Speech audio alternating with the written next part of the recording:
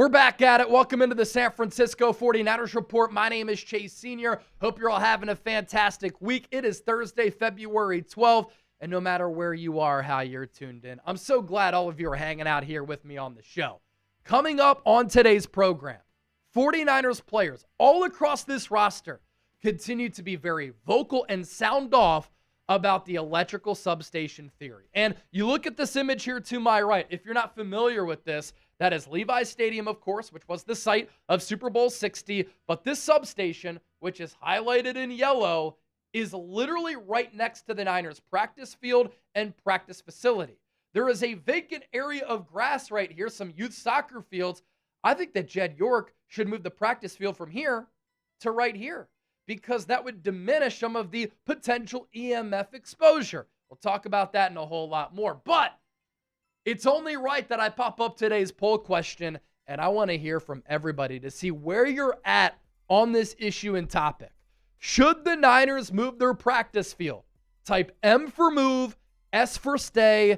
Share your thoughts with me and debate it down in the comment section right now.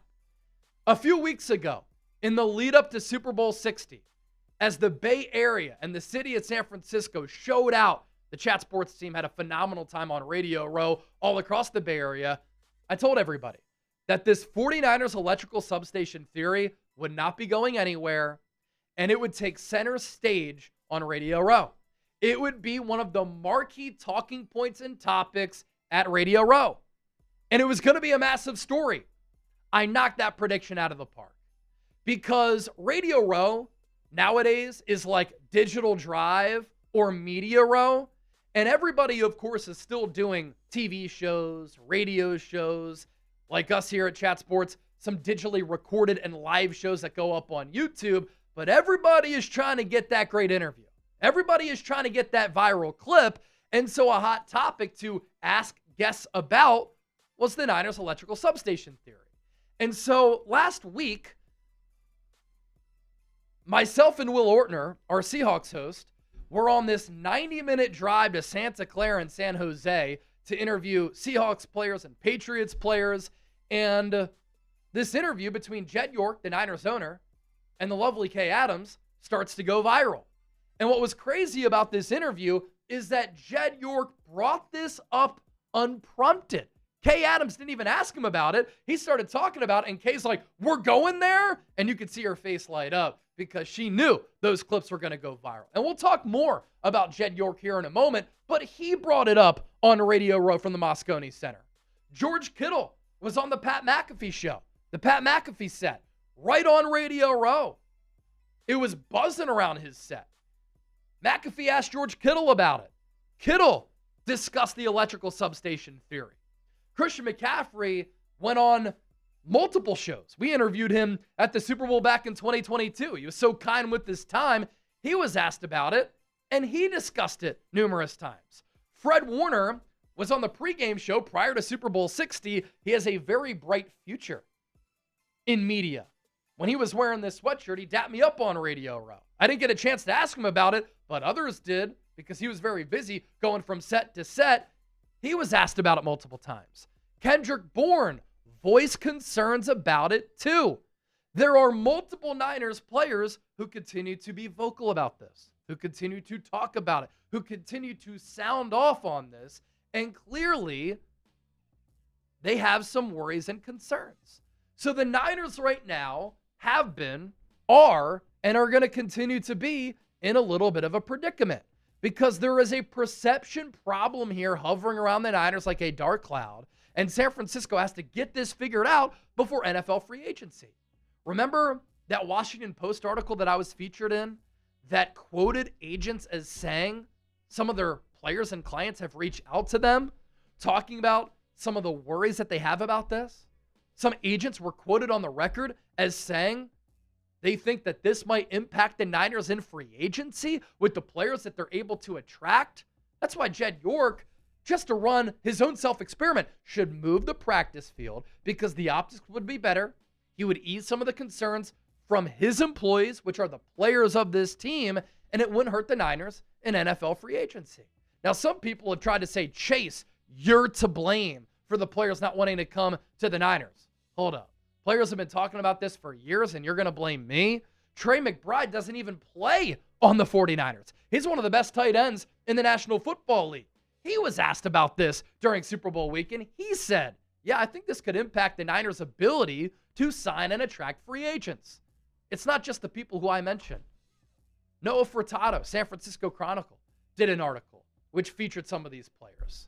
But these players on the Niners roster have also discussed this. Kyle Juszczyk, Jake Brendel, Bryce Huff, Chase Lucas, Trent Taylor. Kyle Juszczyk made a really good point to Front Office Sports in saying, if this is impacting us just a little bit, and we have a finite window as professional athletes to maximize our physical selves, we want to know if this is hurting us. Jake Brendel said the same thing. We only have a certain amount of time to be professional athletes, and if this is negatively altering our careers, we deserve to know. Bryce Huff even said that he wants to take a gauze meter to the practice facility to measure the readings himself. Chase Lucas is curious, and Trent Taylor made a fantastic point, which it seems like a lot of people are scared to say, but Trent Taylor said, like I've said, that some of the research and data behind this is alarming. It's concerning. We know that exposure to EMFs negatively impact the human body potentially, but how much? Many of us don't know because a lot of this technology is somewhat new. Now, some of these studies do go back decades and decades, but the recommendations and the rules of EMF exposure have not been updated since like the Cold War. So a common point from players here is this one, and it's one that I just mentioned. If this is indeed impacting players on the Niners just a little bit, even 0.1%, it is worth researching. It is worth investigating. It is worth looking into. I got messages from people during Super Bowl week who took a gauze meter to Levi's Stadium, and they said that some of these readings, are not normal. They are very concerning. And Christian McCaffrey is very into health and wellness. He's been quoted as saying that.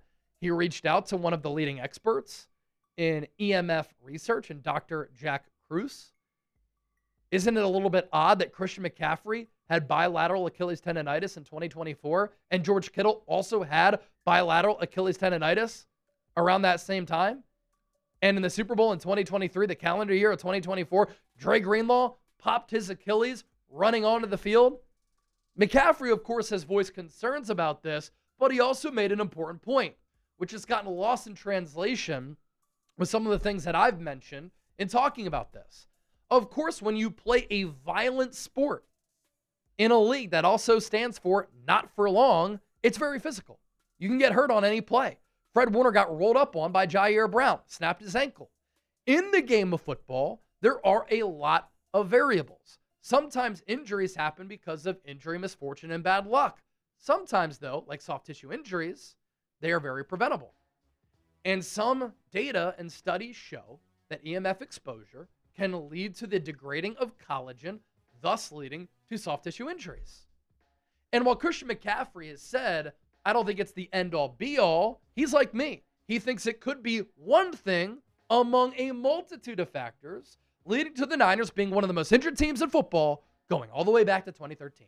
We're not talking about the last 5 years, ladies and gentlemen. We're talking about a long period of time.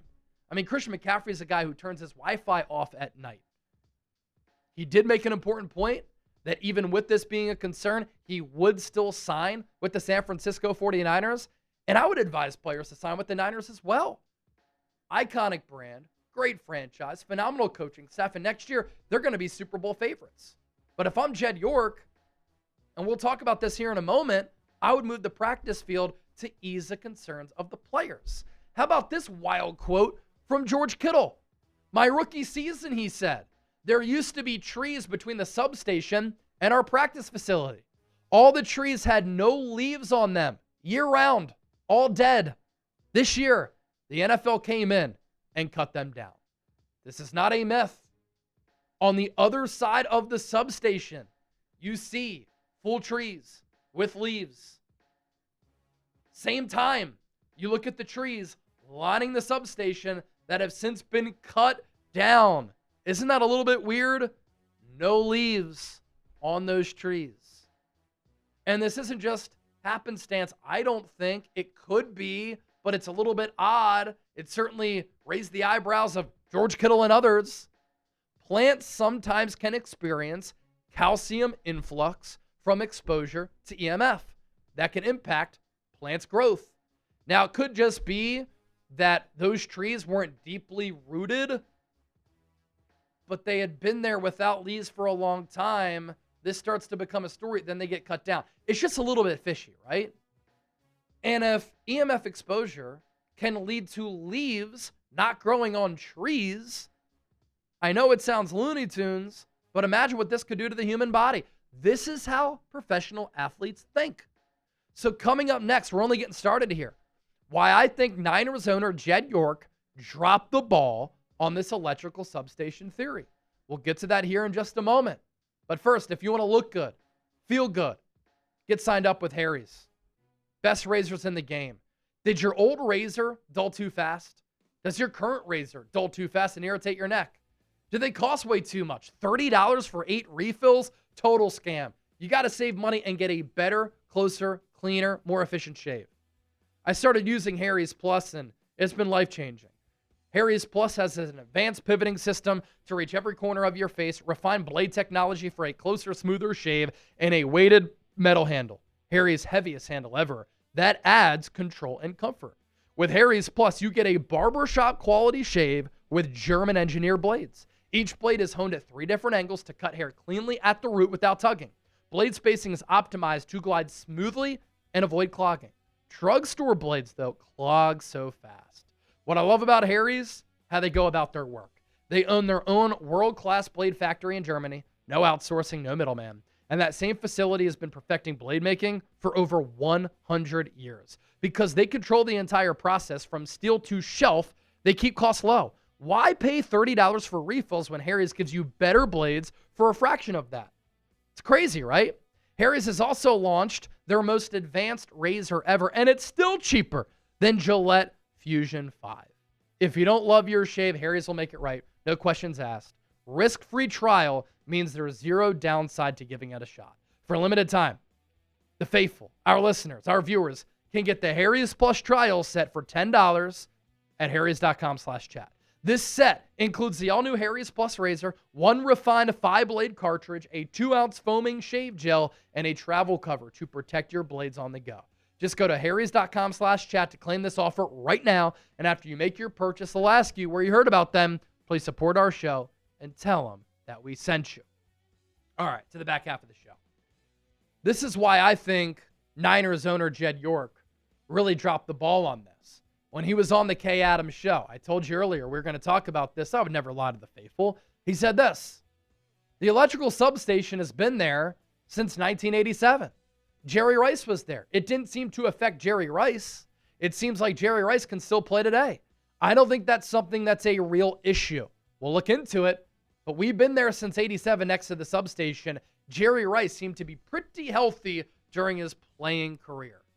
I don't think it's great for a very rich owner whose organization is worth nearly $9 billion to completely dismiss this theory, even admit that he's not the one who's going to look into it, and ignore some of the concerns that are coming from his employees, which are the Niners players.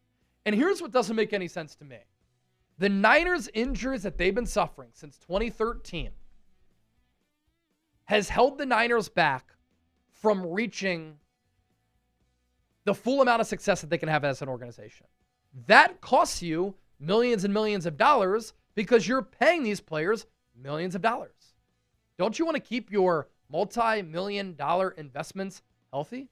Don't you want to try to figure out why the injury rate is so alarming going all the way back to 2013? And under Kyle Shanahan, you've barely changed the training staff? At this point, exhaust every avenue. And I thought Jed York was like a little bit delusional here. Yeah, the Niners have been practicing there since the late 1980s. But that same electrical substation was expanded, thus increasing the power output when Levi Stadium was built. The owner of the football team should know this. You want to brag about Jerry Rice staying healthy? Jerry Rice tore his ACL when he was playing for the 49ers in the late 1990s. And Jed doesn't acknowledge the $20 million proposal, which was billed to his family to remove the substation before the stadium was built. Doesn't that raise some red flags? If there was a $20 million proposal to get rid of the substation, there clearly were some concerns then. And so all of that brings me to this. Last night, finally had some free time. I started watching the Rise of the 49ers documentary. It's exceptional. It's incredible. It's so well done. And something hit me. If legendary Niners owner Eddie Debartalo owned this team today, I wish he did. He won 5 rings in 23 years. What a track record. Would he move the practice field? I think he would. And this is a video that I put up on my socials last night. So I'm watching Rise of the 49ers, and it's fantastic. So well done. And it got me thinking, legendary Niners owner Eddie Debartalo owned the team for 23 years. San Francisco won 5 Super Bowl championships during his reign, and he was very aggressive.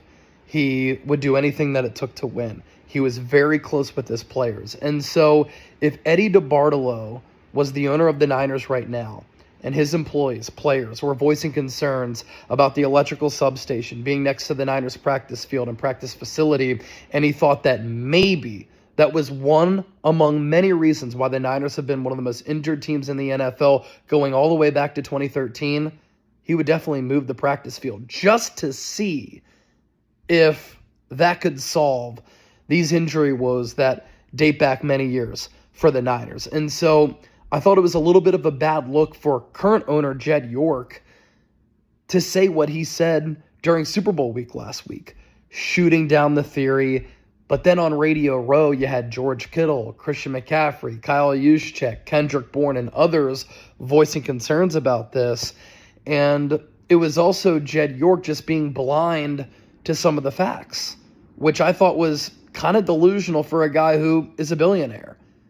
He didn't reference the fact that the electrical substation had been expanded prior to the construction of Levi's Stadium, even though the Niners had been practicing there since the late 1980s. He didn't acknowledge the fact that there was a $20 million proposal that was billed to his family to move the substation before the construction and completion of Levi's Stadium. If Eddie Debartalo was owning the team right now, I think he would have handled this situation completely different. And I think that this offseason, if he thought that this could impact the psyche of his team and impact the Niners' ability to attract and sign free agents, he wouldn't care what it would cost to move the practice field. He would move it, and he would use that as an experiment to see, okay, is this one of a multitude of things that could be leading to my football team that I own causing all these injuries? Let me know what you think about this. Because in watching this documentary, I just think that Debartalo would handle this in a completely different way. A way that would support his employees, who are the players, who are voicing concerns about this and are clearly worried. And so Eddie Debartalo, who, as I said, very famously close to his players, would always listen to his employees. He was very aggressive. He would do whatever it took to win.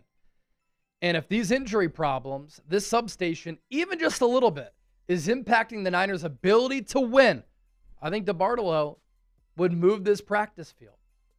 Whereas Jed kind of seems to be ignoring the players, and he's completely disregarding it. What happens if a Brock Purdy, a Nick Bosa, somebody else comes out and is very vocal about this on top of all the other players who we talked about? Then it could be a little bit of a problem. Don't forget to give me a follow on social media. You'll get videos like the one that I just showed you because I'm always posting about the Niners. I'm on X, Instagram, and TikTok at Chase_Senior. Just started that TikTok page. Appreciate the support there. And then you can find me on Facebook, Chase Senior Chat Sports.